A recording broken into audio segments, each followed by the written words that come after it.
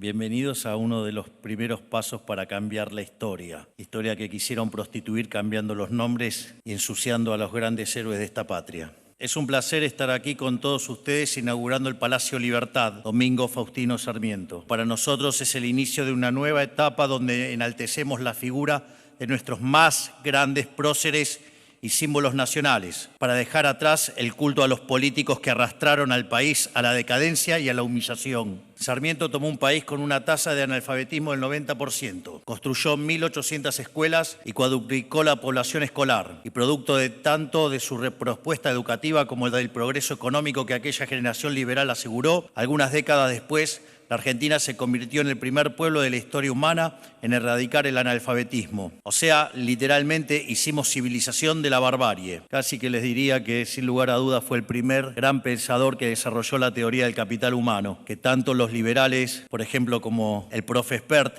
tanto admiramos a Gary Becker, que fue quien lo plasmó en el análisis microeconómico. Pero a pesar del importante rol que supo ocupar Sarmiento en nuestra historia, hoy quienes se atrevieron a cuestionarlos después de muerto, pretendiendo instalar un absurdo revisionismo histórico sobre su figura y sobre su presencia, rechazando su enorme legado, tal como quisieron hacerlo con Roca y muchos otros próceres de esa generación. Los mismos que llevaron a cabo el intento de demonización contra el padre del aula son los que ahora pretenden rasgarse las vestiduras por la educación y toman a los alumnos de rehenes en sus desesperados intentos por mantener sus privilegios. Y también estos mismos quienes promovieron el modelo cultural, social y económico que atrasó a la Argentina al desastre durante las últimas décadas. Solo para ponerlo en datos, para vean el desastre que han causado, contaminando el socialismo todo lo que tocan. En función de las pruebas Aprender del 2023, hoy sabemos que de los chicos del primario, cerca del 40% tiene un mal desempeño en lengua y cerca del 50% un mal desempeño en matemática. En lo que tiene que ver con el secundario, de los que transitan el secundario, 8 de 10 tienen problemas de lectocomprensión, no entienden lo que leen. Y de los que terminan, 4 no logran entender un texto. Consecuentemente, si a eso le sumamos los problemas que tenemos en términos de alimentación y pobreza, a punto tal que han hecho de que 7 de cada 10 chicos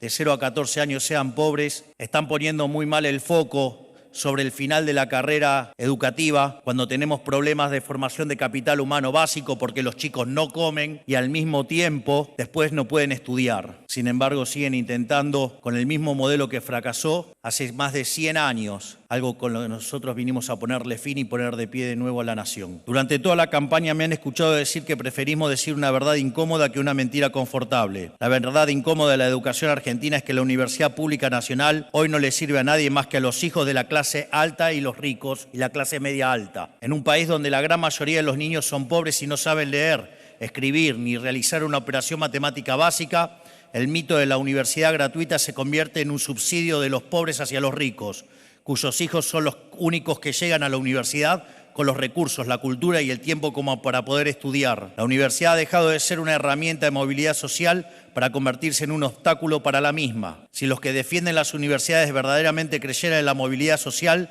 tomarían el ejemplo de Sarmiento y en vez de defender una universidad para ricos, defenderían una educación inicial de calidad para todos. Y además podrían permitir que se los audite, ¿no? Porque acá no está ni en juego la cuestión de la universidad pública y gratuita. No está en juego, no está en discusión, no es parte de discusión. La parte de la discusión es que los recursos son escasos y bajo cualquier consigna siempre robar está mal. Queremos terminar con las filtraciones del dinero que entra en la universidad y lo que verdaderamente llega a los alumnos y lo que llega a los profesores.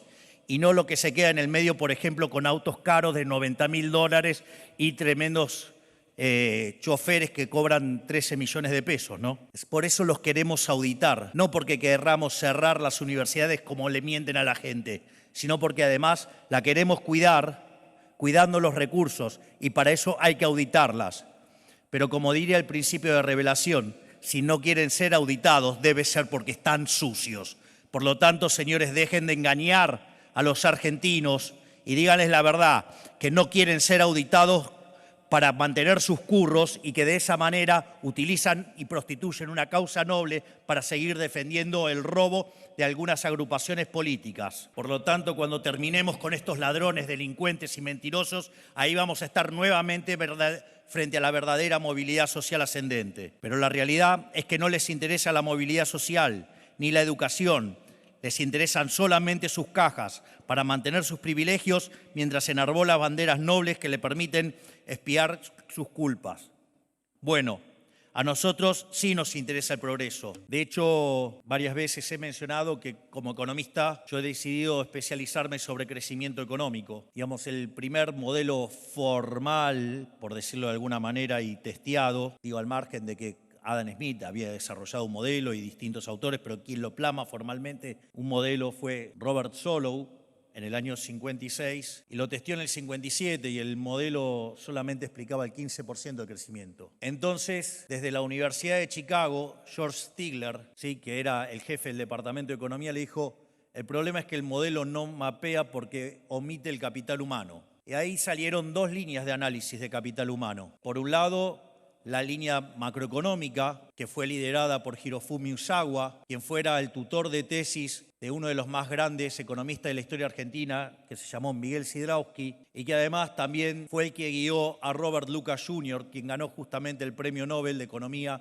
en el año 87. Por otro lado, la línea de capital humano a nivel microeconómico, que fue lo que desarrolló Gary Becker. Ese debate, sin embargo, quedó dominado por la línea del MIT, la de Samuelson, la de Solow, y solamente se consideró la idea del progreso tecnológico y de modo exógeno.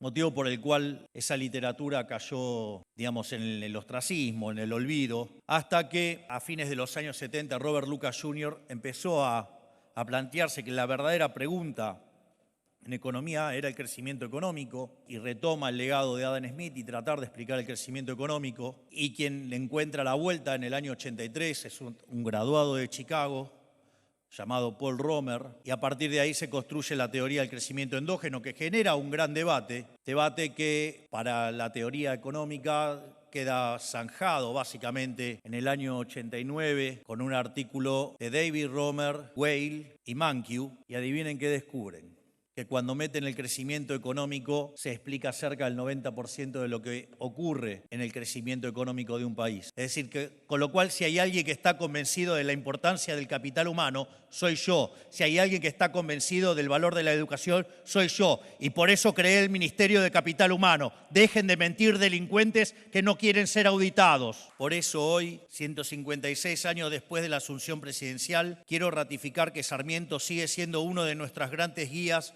junto, mal que les pese, a Julio Argentino Roca, a Urquiza, a Mitre, a Avellaneda, a Pellegrini y sobre todo a Juan Bautista Alberdi, porque tenemos la titánica tarea de volver a sentar las bases para el desarrollo económico, social y cultural de la nación, tal como lo hizo aquella generación de patriotas, que no son otra cosa que las bases para el ejercicio pleno de la libertad de cada uno de los argentinos. Esa es la única manera de honrar a nuestros próceres, con una obra a la altura de la suya, que coloque al país en la senda de la prosperidad nuevamente, y no vamos a parar hasta lograrlo. Y aquellos que quieran atentar contra las ideas de la libertad, que son sin duda las ideas del progreso, les recuerdo lo que decía Sarmiento cuando fue obligado a exiliarse por la intolerancia y la proscripción de la tiranía rosista: las ideas no se matan.